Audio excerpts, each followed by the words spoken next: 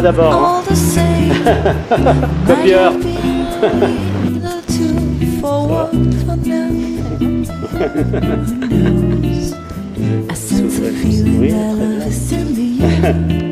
La journée a commencé sous des auspices un petit peu, comment dire, réfrigérés.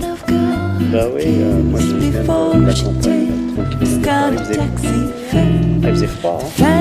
Donc j'étais bien couvert et puis là j'ai vu que la température a monté progressivement. Ouais. Tu fais un film? Ouais, je fais un vlog. Ah, c'est YouTube et Dailymotion. C'est une sorte de journal de bord, comme ça dans la ville. Et j'en profite pour traiter toutes sortes de sujets, que ce soit la gastronomie, l'art, la mode, ou plutôt le style, plus exactement. Et puis aussi, je travaille sur comment dire, les relations humaines et comment dire, les connexions sociales. C'est votre loisir ou c'est Bah, votre métier? c'est l'un des aspects de mon métier, voilà. Parce que je suis écrivain, journaliste. D'accord. Voilà. C'est bien. C'est bien que vous me disiez que c'est bien. Bah, C'est marrant parce que... c'est plus agréable quand on vous dit que ce que vous faites est bien. Ah ouais, c'est ça. Non mais... Merdez, je veux pas vous parler. Comment ouais. Non mais il y a pas mal de gens qui veulent pas me parler en effet. Parce qu'en fait on... Donc, vous leur parliez des élections. Je crois aussi. Ouais, peut-être qu'ils s'imaginent que je suis un émissaire d'un parti politique pas recommandable. Et vous apparemment ne souffrez pas d'anxiété sociale. Hein. Non, je suis en vacances là. Ah, c'est pour ça. Tranquille. Ah ouais. Et vous êtes en vacances, c'est-à-dire vous êtes une Parisienne en vacances? Je suis parisienne en vacances. Ouais. C'est assez rare que je reste à Paris pendant les vacances. Vous êtes étudiante ou... Non, je travaille. Enfin, je ça fait un moment que je suis plus étudiante. C'est vrai? Ah d'accord. Vous avez l'air d'une étudiante. Mais non, mais j'ai 30 ans. Ah ouais. Mais maintenant, les 30 ans de maintenant, c'est les 20 ans d'avant. C'est pas grave, c'est bien 30 ans. Ah ouais. Et vous, vous êtes du coup? Pardon? C'est où votre campagne? Ouais, c'est un coin qui ressemble beaucoup à la série télévisée Desperate Housewives. Ouais, c'est inquiétant. C'est terrible. Mais j'habite là-bas par nécessité. Et puis aussi, c'était un choix que j'avais fait parce que je voulais m'aérer. Et puis, je me suis rendu compte que il y a l'air qu'on respire physique, et puis il y a un autre air qui est un peu plus difficile à respirer, qui est un air psychologique, vous voyez. Avec une sorte de comme ça de surveillance, mais vraiment c'est oui, mais on s'en rend pas compte comme ça au premier abord, et puis après quand on creuse, on s'aperçoit qu'en fait on est vraiment surveillé en permanence, quoi. C'est terrible. Après c'est bien l'air, la page on est plus dans l'inconnu, on est voisins mais on ne se connaît pas. Où ça? Ah oui, à Paris, oui, c'est ça, oui. C'est l'inverse. Oui, il y a une sorte oui, on met des murs. Ouais, on ne fait pas attention en fait. Ouais. Là, je vous donne un exemple. Hier, j'ai perdu mon chien. Je devais prendre le bus et j'étais hyper pressé. Et en fait, j'avais laissé sortir mon chien et il n'est pas revenu. Donc, j'étais paniqué et j'ai demandé à 2-3 personnes dans l'endroit où j'habite s'ils l'avaient vu. Du coup, j'ai renoncé. J'ai fait du stop pour venir à Paris, donc j'ai laissé mon chien. Et j'étais quand même assez angoissé, donc je suis revenu plus tôt.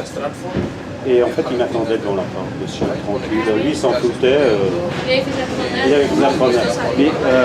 Mais là, je reçois un coup de fil d'une femme avec qui je travaille. Je l'aide à écrire un livre. Et elle me dit, mon petit-fils m'a dit que vous aviez perdu votre chien, alors que je ne l'avais pas du tout croisé. Donc, apparemment, les nouvelles sont allées à une vitesse. Ouais.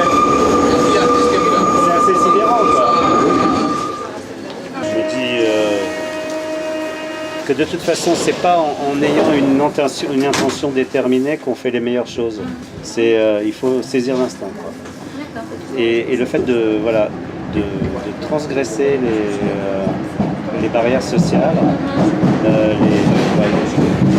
les murs invisibles finalement. Ah mais ça c'est pas évident, Hein? parce qu'il y a beaucoup de gens qui doivent me dire non mais qu'est-ce que... Ah non, mais c'est... Après les gens ils sont dans leur journée. C'est vrai que comme je me sens pas dans ma journée de travail, Ouais. je sais pas, je suis déconnectée plus. Peut-être que je Vous êtes vous aurais dit déconnecté, un autre là. jour, je vous aurais dit attendez je suis pressée, non. Ouais. Peut-être hein. Ouais. C'est-à-dire, bon, il y a une question d'humeur aussi, c'est vrai. Ouais aussi. Mais je pense qu'il y a une question de tempérament aussi. Il y a des gens qui sont horrifiés par l'idée que quelqu'un puisse briser la convention sociale. Bon, après vous ne faites pas trop peur non plus. Ouais, mais je me fais peur à moi-même. Ah bon? Non, mais certains jours, c'est difficile pour moi de franchir le pas parce que... Ouais, bah oui, j'imagine, ça doit pas être forcément pas facile de parler aux gens comme ça et de les aborder. Ouais. Dans le métro, peut-être c'est plus facile dans la rue que dans le métro, non, je sais pas. Paradoxalement, ça devient plus facile dans le métro maintenant. Ouais. Avant, je le faisais jamais dans le métro, mais maintenant, je sais pas. J'ai l'impression que c'est plus facile. Peut-être parce que les gens s'ennuient dans le métro. Ils disent après tout. Ouais, faut passer le temps. Voilà, c'est ça. Ça, c'est mon assistant, il est toujours avec moi. Vous travaillez dans quoi? Alors, je travaille dans la pharmacie. Mais moi, je travaille en agence de santé en fait. D'accord. Tout ce qui est évaluation des dispositifs médicaux en vue de leur remboursement par l'assurance maladie. D'accord, ah oui, c'est un secteur très Ouais, enfin après, là je vous ai écrit un peu technique, Ah ouais. mais après, dans la santé quoi. Je travaille dans la santé, dans l'évaluation, l'agence publique de santé quoi. D'accord, donc vous détruisez la santé des gens. Ah non Non, je travaille pour l'État. Ah, vous travaillez pour l'État. Je contrôle plutôt. Ah, vous contrôlez, d'accord, ok. Non, j'espère que je la détruis pas, j'espère. Ah ouais. Non, mais parce que je vois qu'il y a beaucoup de médicaments qui sont prescrits pour rien. Ouais, voilà, alors après, c'est plus nous, au niveau du remboursement, on peut, Ouais. après les gens vont dire vous déremboursez tout. Ah ouais, C'est c'est pas ça. moi, mais, Ah ouais, c'est pas vous. Ouais. mais moi ça fait ça. Ah ouais, c'est pas très artistique comme métier. Non, hein. Désolée. Mais peut-être qu'il y a quelque chose d'artistique là-dedans que... Non, pas tellement. Hein. Ah ouais. Pas tellement. Difficile de... Je me dis qu'il faudrait que je développe plus ma créativité. Mais vous savez, Damien Hirst, qui est un célèbre artiste britannique, vous le connaissez, non? Ça vous dit quelque chose? Il est très connu, c'est vraiment l'un des artistes les plus bankable au monde. Il a exposé des armoires à pharmacie. Ah ouais? Ouais, c'est l'une de ses œuvres les plus célèbres. Il a aussi exposé. regarderai alors. Vous regarderez? Mais tout peut être un sujet artistique. Hein. Même des statistiques, et ça peut être un sujet artistique. Hein. C'est depuis Marcel Duchamp, tout peut être art. Ça veut dire quelque chose? Quoi? Alors Marcel Duchamp, c'était un artiste français qui a changé tout le regard qu'on porte sur l'art moderne. Il a exposé un urinoir dans un musée en 1917. Donc tout peut être art, l'évaluation donc des remboursements et des déremboursements, ça peut être, ça peut être de l'art. Oui, ouais, Faut trouver quoi. Ça dépend si vous publiez justement tous les chiffres et tout, ça peut avoir un côté esthétique. Bon, je vous ennuie, hein, je sens, avec des idées un peu farfelues. Bon, je coupe.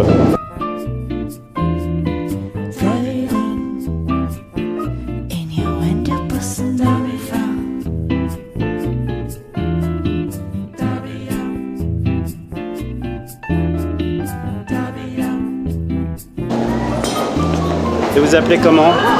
Camille. Camille. Enchanté Camille, je m'appelle Cyril. Enchantée. Roses and romance on